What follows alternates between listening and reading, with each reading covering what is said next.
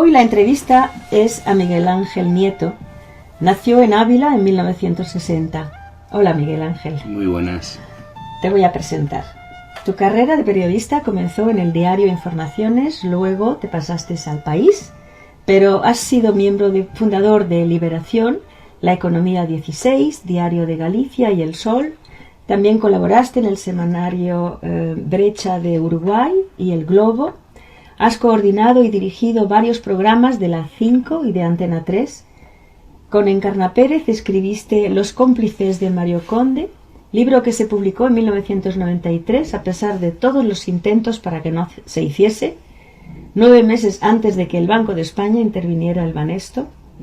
En 1987 se había publicado El mercado de las armas en España. Bueno, luego escribiste Guerra en pocos folios sobre tus experiencias como enviado especial a distintos conflictos y en 1994 escribiste junto con otros 11 autores Por Bosnia, un alegato contra la guerra en la antigua Yugoslavia. Bueno, pero volviste a tu pasión, que es investigar, y escribiste Negocio Redondo, que publicó la editora Temas de Hoy en 1996, y que es una denuncia de los turbios intereses financieros que rodean el mundo del fútbol. Tu entrevista en Radio Sefarad, sobre todo, ya te lo imaginas, por tu excelente documental El último sefardí, que pudimos ver todos no hace mucho tiempo en Televisión Española y en Arte. Ganaste tantos... Lo de excelente lo has dicho tú. Sí, no, pero los que lo han visto se han dado cuenta. Ganaste tantos premios con él, voy a citar unos cuantos: Mejor documental en el 7º Festival de Cine de San Francisco, Mejor documental del Miami Film Festival, Globo de Oro 2004 de la World Media Festival de Hamburgo, Premio Iris del Premio Europa 2004 de Berlín y Potsdam, Premio del Público del Festival de Mar del Plata, fue la película de inauguración del 4º Festival del Cine Judío del 2003 en Barcelona, Premio del Festival Internacional de Documentarios de Taiwán, en fin, seguro que se me olvidan algunos. Esta película traza el fascinante viaje por el túnel del tiempo del rabino Eliezer Papo a la búsqueda del ladino y de su pueblo, el sefardí. Eliezer Papo es el coordinador del Centro de Ladino de la Universidad de Ben Gurión en el Negev. El viaje transcurre desde Jerusalén, por Estambul, Salónica, Split, Sarajevo, Curazao y por fin Toledo, de donde fuimos expulsados por los Reyes Católicos en 1942. Siguen después de 500 años cantándose viejas canciones, contándose cuentos con las mismas palabras y expresiones de las vivencias de un pueblo que nunca quiso olvidar. Pero cuéntanos cómo conociste a Papo y qué te llevó a hacer ese documental. ¿Te cuento la versión larga o la versión corta? La mejor que tengas. No, hay... La verdad que son una serie de coincidencias importantes, porque mi primera mujer, mi primera ex-mujer, yo siempre tengo mi futura ex, como dice un amigo mío, ¿no? Mi primera mujer había estado viviendo en Sarajevo durante algunos años trabajando para Radio Nacional, y en esa época, en ese tiempo que vivió, recopiló del orden de 60 horas de canciones sefardíes que yo jamás había oído en ladino, y me fascinó. Siempre me estuve preguntando años qué era eso, cómo podía haber gente dispersa por los Balcanes que hablara una lengua tan similar a la nuestra, ¿no? Que se hubiera llevado la lengua de Cervantes a aquellas montañas, ¿no? Yo luego volví varias veces a Sarajevo y lo comprobé un poco en carne propia. Para mí Sarajevo era la ciudad de mis amores, ¿no? Era probablemente la ciudad más bonita del mundo, ¿no? Ya no. Y cuando empecé a trabajar para la televisión, yo propuse ese tema a Televisión Española. Le dije, creo que después de que se ha celebrado el centenario, los 500 años, lo cierto es que no se ha hecho nunca nada desde la perspectiva española de qué ocurrió en la historia. Eso por una parte. Y por otra parte, incluso a los españoles la historia nos ha mentido. Es decir, lo que realmente pasó en 1492 no viene en los libros de texto que nos hicieron estudiar. El caso es que a Televisión Española le gustó mucho el proyecto y yo llamé a mi entonces ya ex mujer, a Ana Isabel, para decirle si mantenía contacto con alguien que pudiera ser el protagonista, el hilo conductor de esa película. Y ella fue la que me habló de Eliezer Papo, a quien ella había conocido y al que yo sospechaba que era un viejo barbudo de 70 años, un sabio sefardí. Y bueno, después de las tradicionales averiguaciones periodísticas que toca hacer siempre, pues al cabo de 20 días o así conseguí dar con él en Jerusalén y me fui a conocerle. Resultó que tenía 30 años, es un tipo simpaticísimo, nos hicimos muy amigos y le propuse el proyecto. Lo que pasa es que el proyecto, El último sefardí, para él adolecía, bueno, él se negaba a hacerlo por dos razones, porque decía que él no era el último sefardí, cosa que creo que no es verdad, y porque la historia que pretendía contar el documental era que él, como último sefardí, regresaba a Toledo para, con la llave de sus antepasados, abrir alguna puerta de Toledo. Y él me dijo, eso es una idiotez, porque por culpa de ese tipo de cosas, la verdadera historia del pueblo sefardí ha estado sepultada en mitos y en estereotipos, que es justamente lo que a mí me gustaría desmontar en el documental. Entonces, si, bueno, los que lo hayan visto ven que efectivamente a lo largo del documental se va desmontando la historia de la llave. Él, que es un tipo muy inteligente, la va situando en su exacto lugar. Él acaba diciendo que quede en la literatura, que es donde debe estar, pero que se olvide de los sefardíes, la llave. Y lo cierto es que de algún modo el documental concluye que sí puede ser Eliezer Papo el último sefardí, por una razón, porque él ya es de una generación que aprendió el ladino en la escuela. Es decir, ya quedan pocos lugares en los que el ladino se siga transmitiendo de padres a hijos, que es como se había aprendido hasta esta última generación. Y de hecho en Jerusalén y en el Negev, él está tratando de recuperar el ladino, pero ya es con gente que en realidad, incluso él lo decía, lo que pretenden es aprender español, no tanto ladino, ¿no? Cuando digo español me refiero al castellano moderno, ¿no? Eso por una parte, y por otra parte, a mí me fascinaba la idea de hacer un viaje a través del tiempo y a la inversa de la historia. Es decir, recorrer al revés los 500 años y llegar desde Jerusalén, que en definitiva está siendo y había sido el destino de los sefardíes, regresar a través de las comunidades que quedaban vivas en Europa a Toledo, donde Eliezer Papo jamás había estado, ¿no? Entonces yo creo que la experiencia fue maravillosa para él, enriqueció muchísimo la película y ahí la tienes, porque es una película que camina sola. O sea, yo no me entero de los premios que gana, me lo van diciendo y oye, enhorabuena, digo, ¿por qué? Porque el último sefardí ha ganado otro premio y tal. Es decir, que voy siempre detrás de los premios. Detrás de la película. Sí, es como sí. Que ella ha cobrado vida propia. Sí, es como no que los extraña. sefardíes han empezado a valorar que Claro. la perspectiva española añade un elemento interesante a su propia historia, ¿no? Hombre, para nosotros es una película importantísima porque no ha habido muchas películas sobre el tema y los españoles saben bastante poco de esa historia que es suya y de nosotros, saben muy poco. Pero aquí estamos de nuevo. Yo soy un producto de la Vuelta a España de los sefardíes. Mira, mi boda fue la primera boda reconocida oficialmente por el Estado español después de 500 años. Bueno, fue después de la Ley de Libertad Religiosa y justo después de la inauguración oficial de la primera sinagoga en la calle Balmes en Madrid, con representantes municipales y de gobierno. Aquí donde me ves soy historia. Es impresionante, yo no sabía eso. Hablamos del último sefardí, pero no fue el único documental. Realizaste muchísimos más. Voy a citar algunos. Francisco Sánchez, Paco de Lucía, 2002, que ganó el premio del público del Festival de Cine de Málaga 2003, que realizaste para Televisión Española y Arte. Entre dos dioses para Antena 3 Televisión. El siglo blanco para Canal Plus. Sueño latino para Arte y Televisión Española. Bienvenidos al paraíso para Documentos TV. Internet Zona Peligrosa para Documentos TV.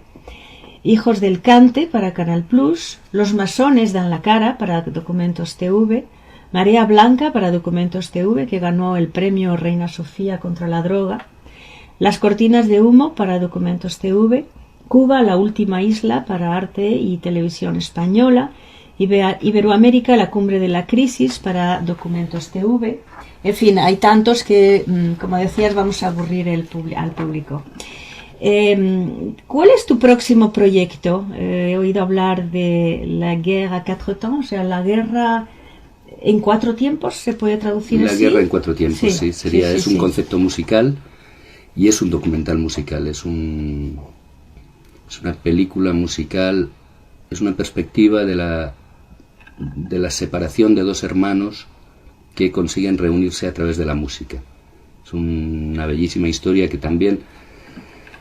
Yo siempre mantengo que en el periodismo hay un 95% de suerte y otro 5% de trabajo, y yo la verdad es que tengo mucha suerte, ¿no? Y entonces encontré esta historia de pura casualidad en una revista catalana, un día que estaba aburrido y no tenía con quién cenar. y además venía en catalán, que yo no entiendo muy bien el catalán, pero algo me apaño, ¿no? Y entonces contaba la historia de Bernard Hilda, que había sido un fabuloso pianista, que es un judío, por cierto, que está vivo, que es el gran mérito de haber descubierto que vivía en París, y que trabajaba para la resistencia francesa contra los nazis, pero nadie lo sabía, naturalmente, ni nadie sabía que era judío. Y la historia de su hermana, Irene Hilda, que vivía en Nueva York, que era una excelente cantante, que luego fue muy famosa después de la guerra, y ya durante la guerra lo era. Entonces a ellos les separa la Segunda Guerra Mundial, mientras ella vive en Nueva York y él en París, y él empieza a ser perseguido. No voy a contar toda la peripecia, pero los nazis comienzan poco a poco a descubrirle y él tiene que emprender una huida que le lleva a Marsella, le lleva a Burdeos y finalmente le lleva al Hotel Ritz de Barcelona, donde monta una sala de música a la cual acuden no solo autoridades españolas, sino que los fines de semana muchos oficiales nazis traspasan la frontera para oír el violín de Bernard.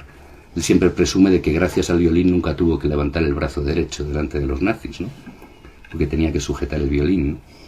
Y entonces eso le permitió prácticamente detectar a una de las células más importantes del nazismo, de los oficiales más importantes, hasta que la propia resistencia considera que es un doble agente ya quemado, y que le van a matar.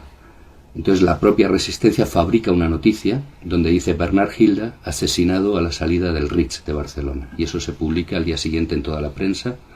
En realidad no estaba muerto, era una forma de hacerle desaparecer, pero cuando la noticia llega a Nueva York y la lee su hermana, dice: a mi hermano no le pueden haber matado, es imposible, ¿no?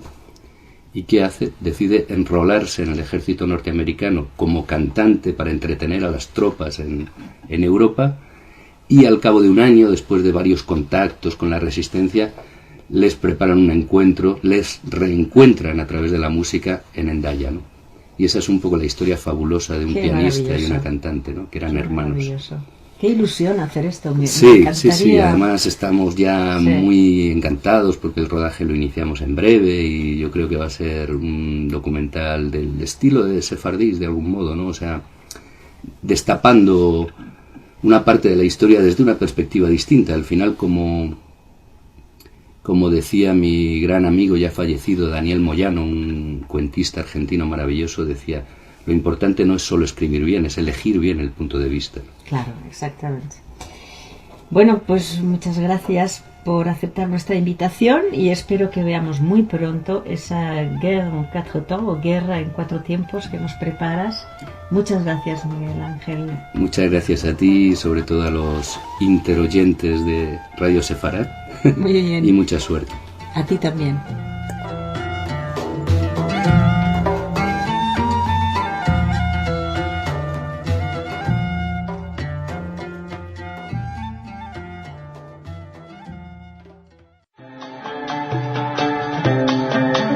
En Radio Sefarad, la entrevista.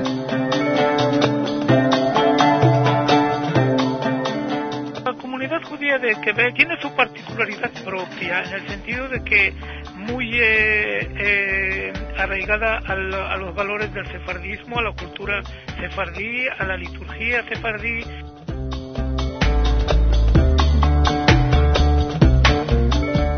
La comunidad judía en general hoy cuenta 90.000 personas, de los cuales 25.000 son de origen sefardí.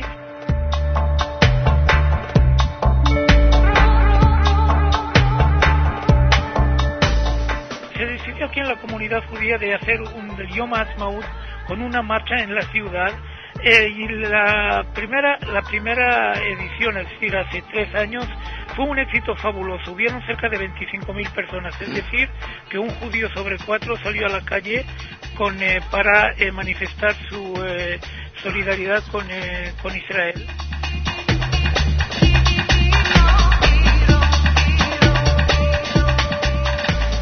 ¿Imagináis 25.000 judíos en las calles de una ciudad, enarbolando banderas israelíes y reivindicando su identidad? Esto que ocurre no es en Israel, es lo que pasa anualmente en las calles de Quebec, Canadá. Eli Ben-Sitrit es el director de Relaciones Públicas de la comunidad sefardí de Quebec. Nos pusimos en contacto con él para que nos cuente un poco cómo viven los sefardíes y los judíos en general en Canadá, qué actividades realizan y cómo se percibe al judaísmo en una sociedad en la que figuras públicas no judías, como Bryan Adams o Russell Crowe, salen en defensa de actos antisemitas.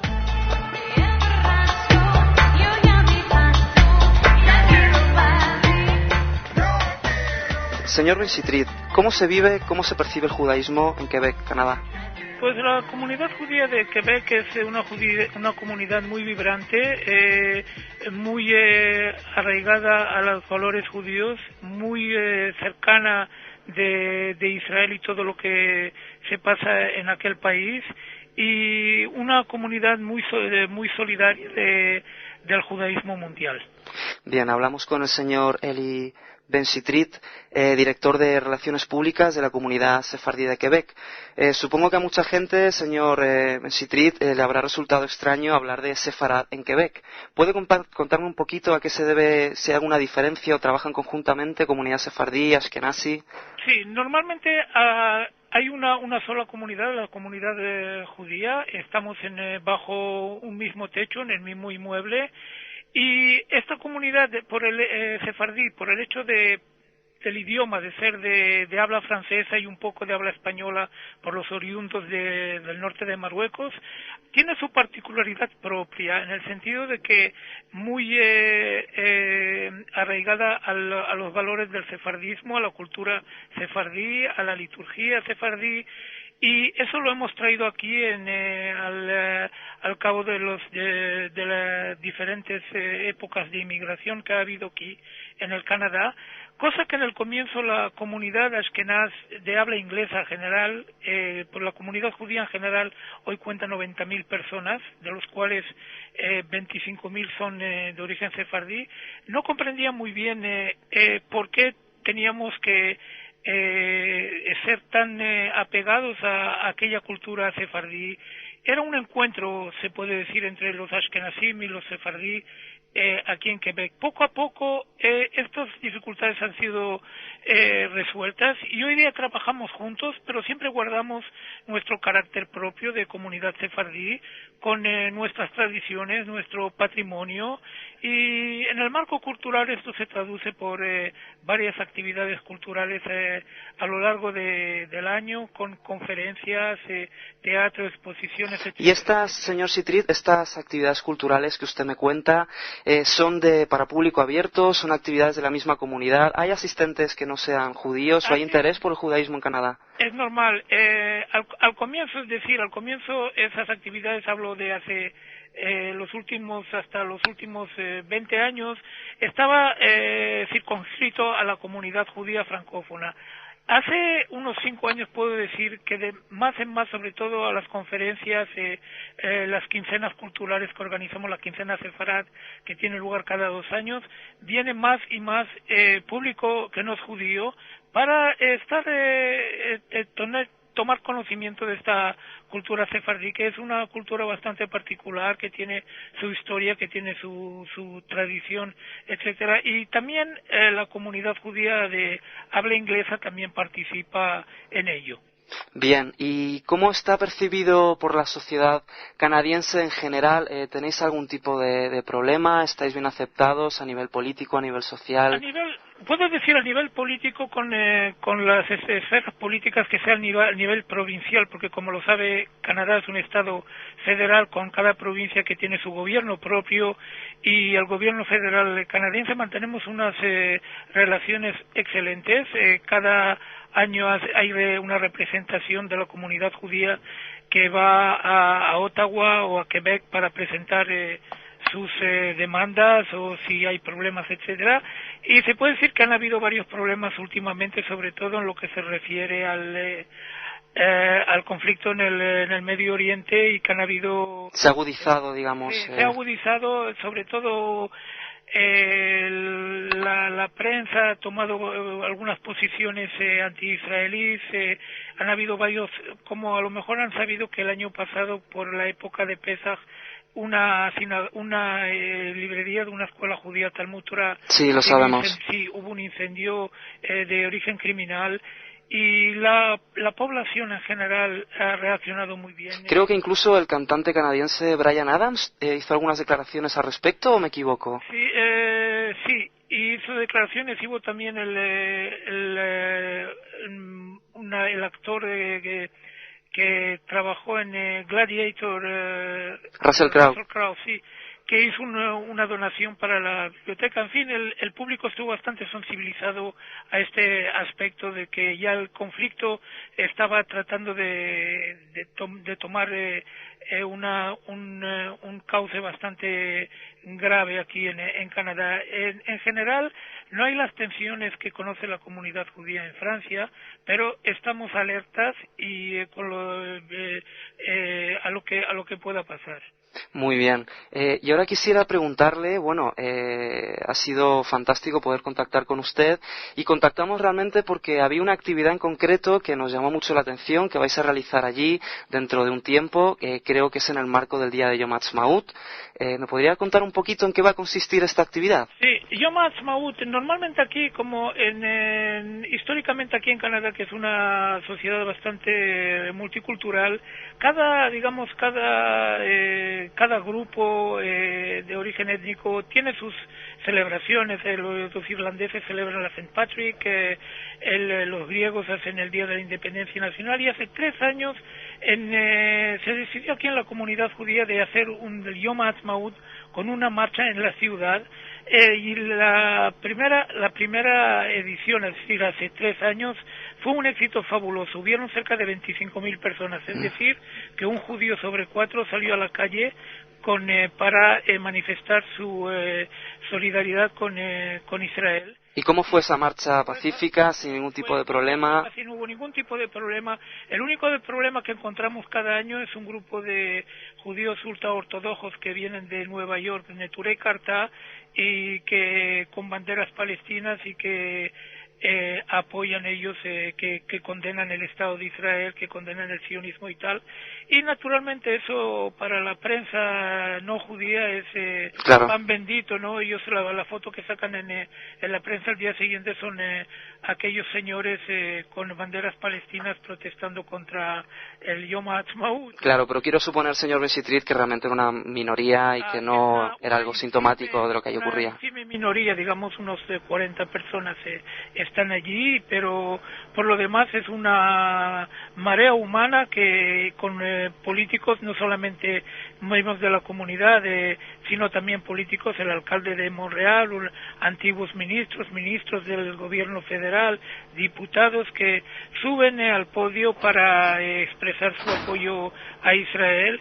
Y es una jornada bastante importante en que se siente realmente una solidaridad de la comunidad judía de Montreal, y que demuestra de una manera muy obvia su apoyo a Israel. Bien, y este año en concreto, ¿qué actividades tienen pensado hacer? ¿Qué personajes van a participar? Normalmente estamos por personajes, estamos en busca de un personaje central. El año pasado fue el alcalde de Montreal, y hubieron bastantes personalidades religiosas. Y este año todavía no tenemos una... Religiosa se refiere de otras confesiones, no solo judías. También, sí, que apoyaron a Israel, sobre todo hubieron pastores protestantes de la Iglesia Evangélica, y tal, que vienen a manifestar también su solidaridad con la comunidad judía de Montreal en este evento. Pero es algo impresionante porque es realmente una marea humana con banderas de Israel, banderas del Quebec, para decir que también nos identificamos como ciudadanos del Quebec también, y juntos para celebrar el Día de la Independencia de Israel.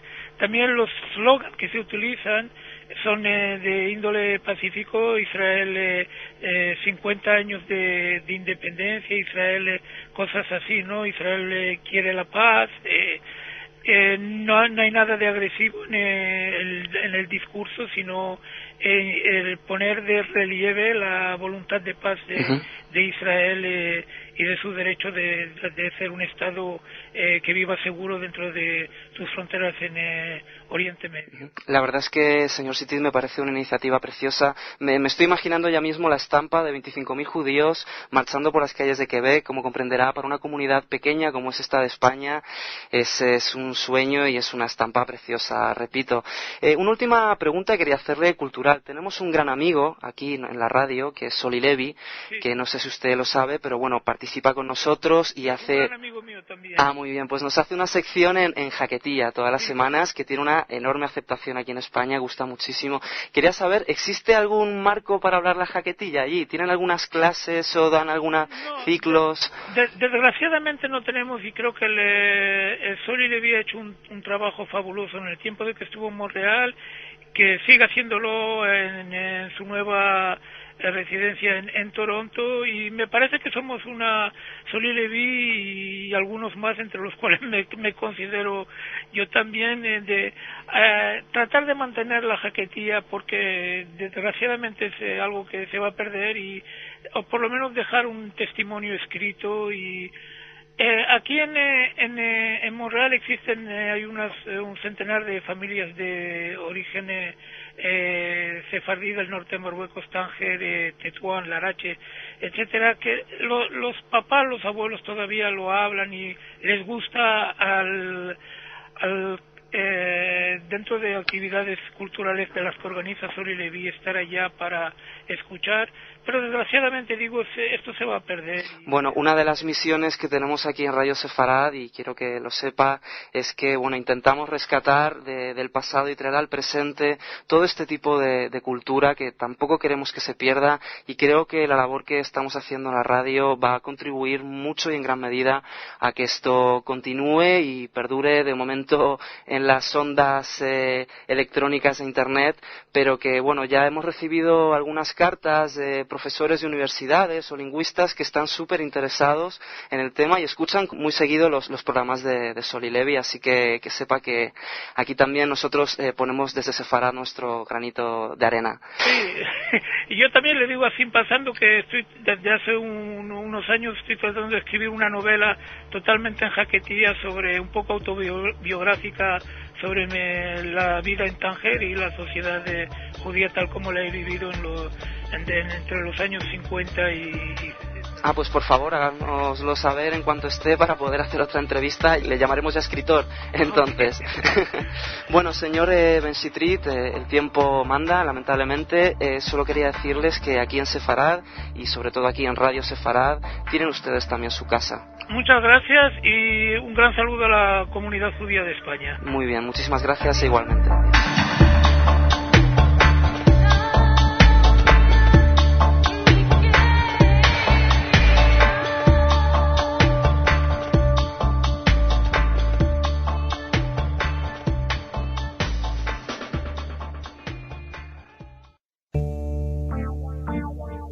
En Radio Sefarad, la entrevista.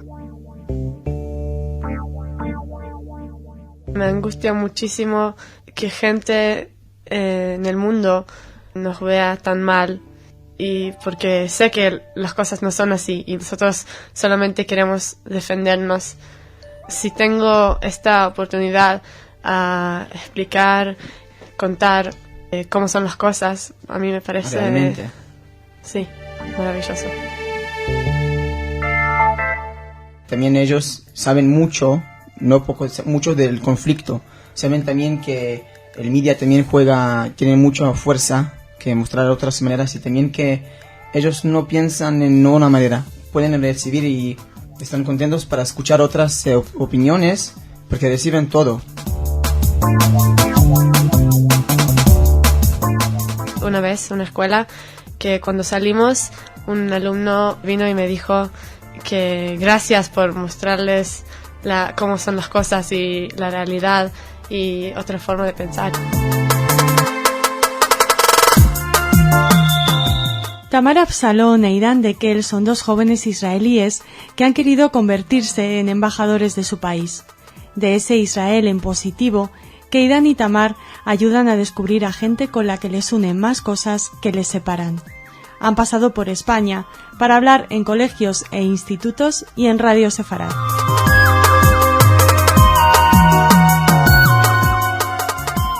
Hola Idan, hola Tamar. Shalom, hola. Shalom. Me encanta el shalom, la música. Bueno, estáis en España por un motivo muy especial, sois israelíes, sois jóvenes embajadores. Sí. Contadnos un poco ese proyecto. Bien, ese proyecto lo elegimos para mostrar nuestra manera de vida, nuestra vida en Israel, partes diferentes que tú miras en la televisión o en la media. Estamos 42 alumnos de todo el país que van a pasear en Europa. Sí, cada pareja viaja a otro país en Europa. También hay Canadá y Sudamérica. Y bueno, pasamos por colegios y les contamos sobre nuestra vida en Israel, que es muy distinta de lo que vean en la televisión. Es muy similar también a la juventud de Madrid. Sí, que tenemos muchas cosas en común, ¿no? Normalmente cuando no se conoce es cuando se rechaza, ¿no? Seguramente después de haberos conocido, estos jóvenes estudiantes ya empiezan a pensar otras cosas, ¿no? Sí, de otra manera. Sí, escuchan cosas diferentes que ellos pueden pensar o algo así. ¿Habéis notado algún cambio? Por ejemplo, habéis entrado en una clase, el ambiente era de una manera y cuando habéis terminado de hablar era totalmente diferente. Bueno, en todos los colegios nos recibieron muy bien, con mucho afecto y muy bien. Y había una vez una escuela que cuando salimos un alumno vino y me dijo que gracias por mostrarles cómo son las cosas y la realidad y otra forma de pensar. Y era también la primera vez que miró un israelí. Sí, escuchó cosas que sentimos y no que únicamente que escuchan en la televisión o piensan que cosas que pasan en Israel. ¿Vosotros conocíais un poco la visión que de Israel se tiene en España antes de venir aquí? Sí, malamente sí. Tenemos mala cara, sí, una mala cara de Israel. Sí, nos contaron de la embajada de Israel aquí. Nos contaron que la opinión en España es pro-Palestina y que lo que vean es Israel, la país con el ejército grande. Los malos. Los malos, sí, sí. Y los palestinos, pobrecitos, que no tienen un ejército y que, sí. No pueden defenderse, sí. Sí, y por supuesto ellos también sufren, pero no saben que también nosotros suframos también el mismo. Sí. Eso es lo que habéis estado intentando y seguro que habéis logrado transmitir a los jóvenes. Pero ¿qué pregunta o qué observación de estos días que lleváis visitando colegios y conociendo chicos españoles, chicos y chicas, os ha sorprendido más? Mira, sí, también ellos saben mucho del conflicto. Saben también que el media también tiene mucha fuerza que mostrar otras maneras y también que ellos no piensan en una manera, pueden recibir y están contentos para escuchar otras opiniones porque reciben todo. Y cuando lo escuchan de gente como ellos, de su edad, creo que pueden como creernos más o entienden más. Sí, se identifican más, ¿no? Sí, sí. Ya le ponen cara, ya no es los israelíes, sino que cuando piensen en Israel van a ver vuestras caritas. Vecinos o algo así pueden ser, sí, amigos. Sí. ¿Cómo llegáis a este proyecto? ¿Cómo llegáis a ser jóvenes embajadores? Mi principal de mi colegio necesitaba elegir 12 alumnos. El director de tu colegio. Sí. Lo digo, sí. Y eligió a mí y otra mi amiga de mi clase que tenía inglés. Y pasamos muchos exámenes para entrar a ese proyecto. Cada colegio mandó 1 o 2 alumnos. De todo el país. Uh-huh. Sí, de todo el país. Y como dijo Aidan, habían muchos exámenes como escritos y también... Oral. Sí, orales. Y al final quedaron 42 chicos jóvenes y cada pareja viaja a otro país. En Europa. ¿Y cuál es vuestra motivación para estar aquí? ¿Por qué lo hacéis? Primero dos, porque tenemos el español, sí, queremos practicar también, sí. Es muy lindo ciudad estar aquí en Madrid, sí. Pero también queremos mirar los jóvenes en otro país, porque es muy interesante mirar cosas similares en nuestro país y también en España. Para mí, no sé, me angustia muchísimo que gente en el mundo nos vea tan mal, y porque sé que las cosas no son así y nosotros solamente queremos defendernos y explicaros. Uh-huh. Sí. Y quiero, si tengo esta oportunidad, explicar, contar cómo son las cosas. A mí me parece... Realmente. Sí, maravilloso. ¿Os sentís orgullosos? ¿Creéis que habéis ayudado a mejorar la imagen de Israel? Sí, porque hay muchas cosas que no sabían, sí. Del colegio, de nuestro tiempo libre también, que pensaban que todas las veces estamos en guerra, en terror, en conflicto, y no tenemos cosas similares, o que no podemos vivir, malamente también como aquí viven. Sí, también creemos que ahora saben que nosotros también tenemos nuestra vida normal, y lo que queremos es vivir en paz como todos, y tener la vida de un adolescente como normal, como en todo el mundo. Llama mucho la atención que vosotros en Israel, conociendo esta mala imagen que tiene el país en Europa y, bueno, casi en el mundo, ¿no? Uh-huh. En vez de, no sé, de decir, pues mira, si no nos queréis, no os queráis, nos encerramos aquí en nuestro país, en nuestro maravilloso país, y peor para vosotros, ¿no? Pero en vez de hacer eso, sí, necesitáis salir y contar lo bueno que tiene Israel y la verdad de Israel, que muchas veces no se muestra, ¿no? Uh-huh. Sí, y... ¿Sois una excepción en Israel? ¿La gente también lo ve así? Sí. La gente cuando percibe esa mala imagen que tiene el país, ¿actúa como vosotros, que quiere superar eso y darle la vuelta a la tortilla, creo digamos? Que sí. ¿O prefieren pasar de todo y dejar que la gente piense lo que quiere? No, queremos cambiar los opiniones, ¿sí? Porque vosotros sí, pero ¿sois una excepción o es así? Es una tradición pienso que de todos quieren que realmente que miren el verdad, ¿sí? No piensan algo diferente, solo me vean mentira. Y también la opinión que tiene el mundo sobre nosotros afecta todo. La económica y muchas más cosas, sí. Toda nuestra vida, sí.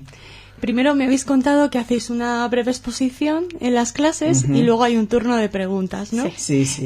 ¿Qué pregunta recordáis o cuál es la más común? ¿Cuál os ha llamado la atención? Pienso de qué comida típica hay en Israel y qué hacemos en nuestro tiempo libre. Otra que servimos en el militar, y si es obligatorio también, o si también mujeres también necesitan servir. Habían preguntas sobre la valla de seguridad, que ellos lo llaman el muro de la vergüenza, y sí, lo explicamos. Y habían preguntas sobre el conflicto también, cómo afecta o qué pensamos nosotros en ese conflicto. Sí, lo preguntaban sobre todo, casi todo, nuestra vida, el conflicto, Israel, todo. ¿Y qué edad podemos tomar alcohol o fumar? Sí, cosas preguntas que más allá de la política, ¿no? Sí. No. Eso me llama la atención, o sea que ha habido menos política y más de más, joven a joven, sí, ¿no? Mucho más. Uh-huh. Bueno, es una manera de acercarse, ¿no? Sí. También en cada colegio nos pidieron nuestros mails, vuestros teléfonos. Sí. Teléfonos no, pero emails para escribir. Para escribir, o para preguntar. Pero va a haber así historias. Sí. No sé, los españoles son muy guapos. Sí, muy guapos. Ojalá. Okay. ¿Os han preguntado si tenéis amigos árabes, palestinos? Sí. Y nosotros dijimos que yo mismo conozco cuantos árabes. Teníamos muchos amigos. Sí. Yo tengo, sí. También. Lo que no saben en España que Hay diferencias de Palestina. sí, que hay los árabes israelíes que viven en Israel, que son parte de la sociedad, que son ciudadanos en Israel, que tienen todos los derechos que tenemos nosotros, y que hay los palestinos que viven aparte y con ellos es el conflicto. Afuera de Israel, en territorios que Sí, no están pero dentro de Israel. tenemos como relaciones con los árabes que viven en Israel y está todo bien con ellos y sí, pero lo preguntaron, sí, mucho. Habéis llegado en un momento muy especial en el que las negociaciones de paz parece que van a fructificar en algo real, ¿no? Por Sí. fin. Por Pero fin, ojalá. sí, porque ahora la situación va mejorando, sí, podemos salir a festejar y tenemos muy poco miedo, sí, para salir o para pasear. Pensamos que ojalá que va a ser paz, en fin, sí, porque ahora yo en mi manera pienso que la situación va mejorando y Sí, ahora que cambiaron el líder, sí, que de Yasser Abu Mazen, sí, y queremos negociar también. sí, ojalá. Amén. ¿Qué diferencias y qué puntos en común habéis encontrado con los jóvenes a los que habéis visitado en estos Que colegios? salen a discotecas también, que salen a pasear, que también tienen hábitos, también mucho que juegan acá, mucho de deporte, también mucho de Israel, también mucho del fútbol, el más popular también. Sí, al final somos todos jóvenes, adolescentes y tenemos las mismas cosas en la cabeza, chicas, chicos, amor, sí. Paz. Sí. Paz, sí. Paz. Bueno, muchas gracias por haber estado Gracias a ti. en Radio Sefarad y os esperamos porque tendréis que venir a ver a estos amigos nuevos que habéis hecho, ¿no? Sí, Sí. por supuesto. Muchas gracias. Gracias.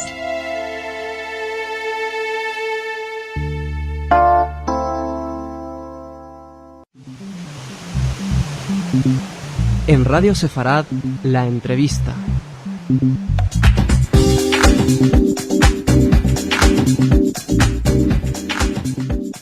Se manifiesta un interés muy grande por parte de algunas personas, principalmente de origen sefardí, que tienen puestos en las universidades de Israel, en otros departamentos, en otras secciones, y que son los que se han movido y están moviendo todo el tema del ladino.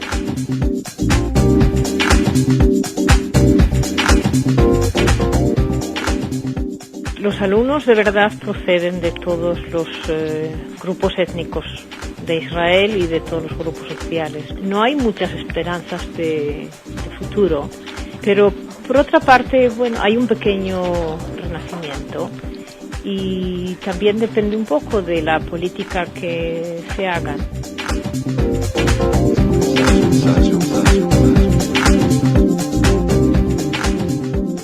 Yo soy, como dice Isaac Nabor, que es el presidente de la Autoridad Nacional del Ladino en Israel y fue presidente también del Estado de Israel. Yo soy una yika adoptada por los sefaradíes. Aldina Quintana es una yika de los sefardíes nacida en Asturias, que enseña ladino en Israel y que escucha nuestra radio. Aldina nos ha hablado de su amor por la lengua de Sefarad y nos ha transmitido su entusiasmo por este idioma y esta cultura que ella contribuye a mantener vivos.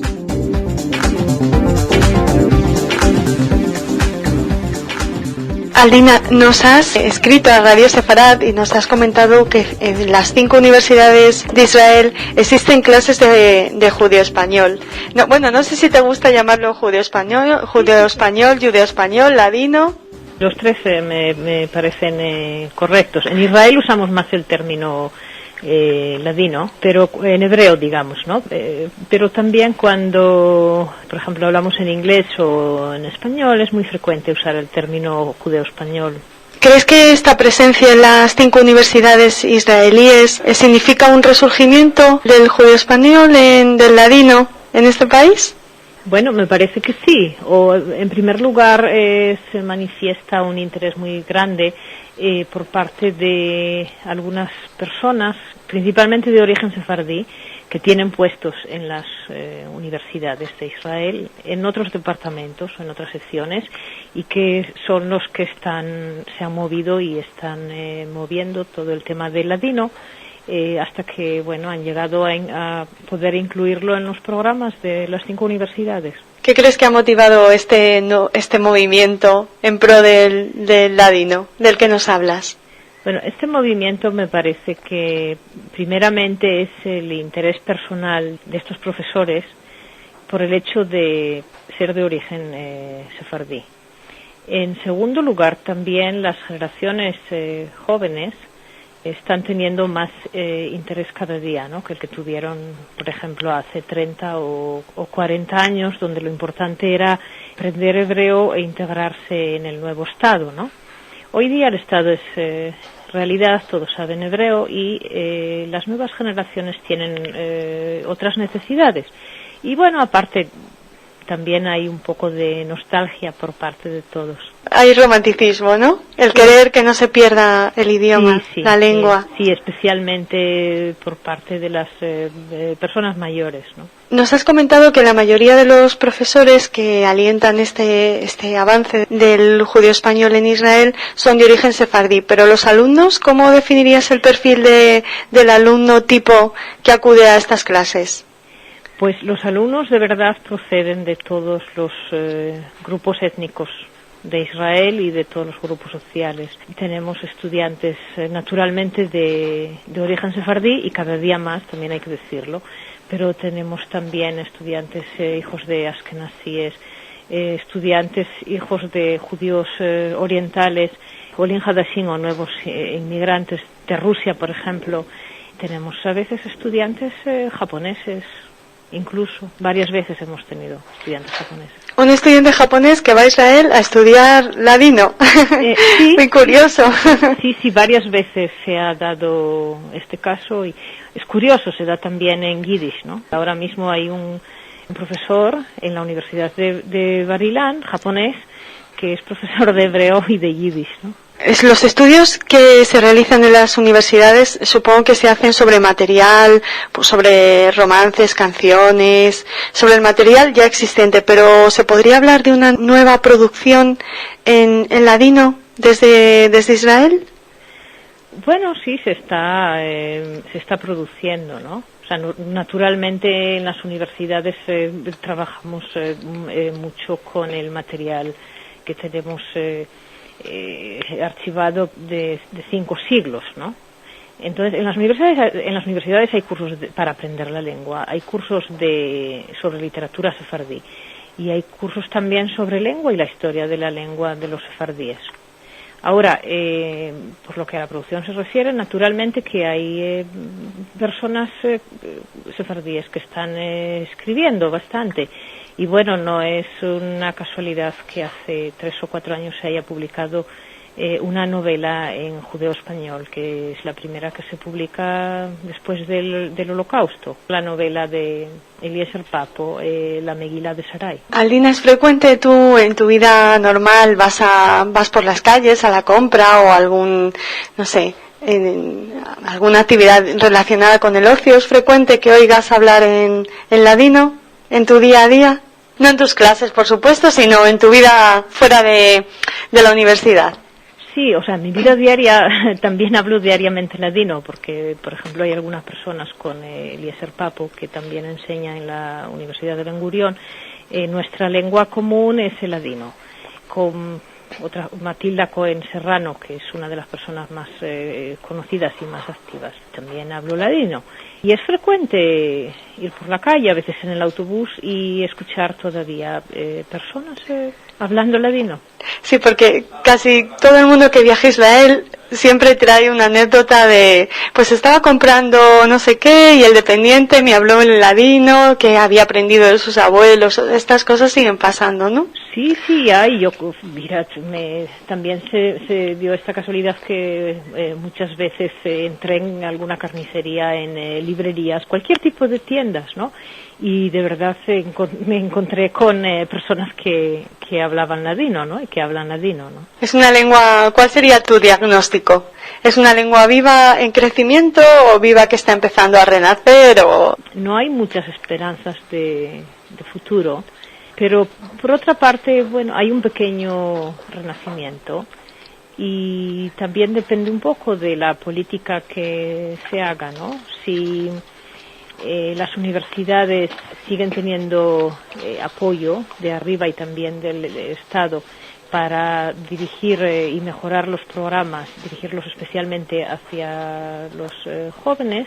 Bueno, el ladino en Israel en muchos casos puede ocupar un poco el lugar del español. Al fin y al cabo pertenece también a la familia de lenguas hispánicas. Bueno, Aldina, ya no puedo aguantar más sin preguntarte cómo llegas tú a conocer el judeo español, el ladino. ¿Cómo llegas a Israel? Cuéntanos un poco tu historia de amor con el ladino. Sí, porque de verdad fue una historia de amor.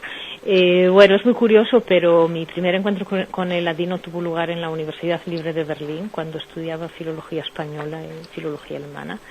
Entonces, uno de los profesores ofreció un seminario sobre dialectos del español y entre ellos estaba incluido el ladino judeo-español, ¿no? Bueno, no sé, me resultó tan interesante que a partir de ese momento me empecé a interesar por esta lengua. Escribí mi máster sobre el judeo español. Después conseguí una beca, estas becas que hay de intercambio entre Israel y España, ¿no? ¿Cuál era el título de tu tesis? ¿Cuál era el tema? El título de mi tesis era Dialectología del judeo español. Con esta beca me vine a Israel. En principio me venía por 9 meses y me quedé más de 2 años. Y después volví un año a Berlín para, digamos, terminar y todo lo que tenía ahí, venirme definitivamente a Israel. Y ahora estoy aquí desde el finales del año 96. He terminado también mi doctorado en la Universidad Hebrea, y en la que he estado enseñando durante 6 años y medio hasta ahora, cursos sobre el judeo español y sobre filología española. Recientemente ha habido un maratón muy interesante, ¿no? Sí, el 10º maratón de ladino que organiza la Universidad de Bar Ilan, y esta vez estuvo dedicado a la medicina, al tema de la medicina en judeo español, y bueno, fue muy muy interesante porque vinieron, por ejemplo, médicos que trabajan en diferentes centros hospitalarios de Israel a presentar conferencias sobre la medicina sefardí en ladino. Y esto fue de verdad toda una novedad y muestra el interés que está despertando todo lo relacionado con el judeo español. Y también hemos tenido un coloquio en la Universidad de Ben Gurión, abierto a todos los estudiantes de la universidad y organizado por los propios estudiantes. El tema ha sido ladino, jaquetía y español, y hemos presentado partes de películas en ladino y en español para mostrar a los estudiantes, ¿no?, la diferencia. No solo las diferencias, también las similitudes, ¿no? Y bueno, les hemos explicado la historia de estas tres variedades del español y las similitudes, y naturalmente, bueno, les hemos recomendado a todos venir a los cursos.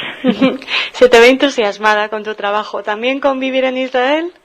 Sí, me gusta mucho vivir aquí, y especialmente en Jerusalén, porque hay personas de todas partes y tan diferentes y tan simpáticas y bueno, todos con algo común que es el judaísmo, y entonces, aunque venimos de todas partes, es como si nos conociéramos desde siempre, y esto es muy bonito. Pues sí. ¿Tú eres judía, Aldina? Pues sí, yo soy, como dice Isaac Nabón, que es el presidente de la Autoridad Nacional del Ladino en Israel y fue presidente también del Estado de Israel. Yo soy una yika adoptada por los sefaradíes. ¿Realmente los contenidos de nuestra radio te están sirviendo para tus clases, Aldina?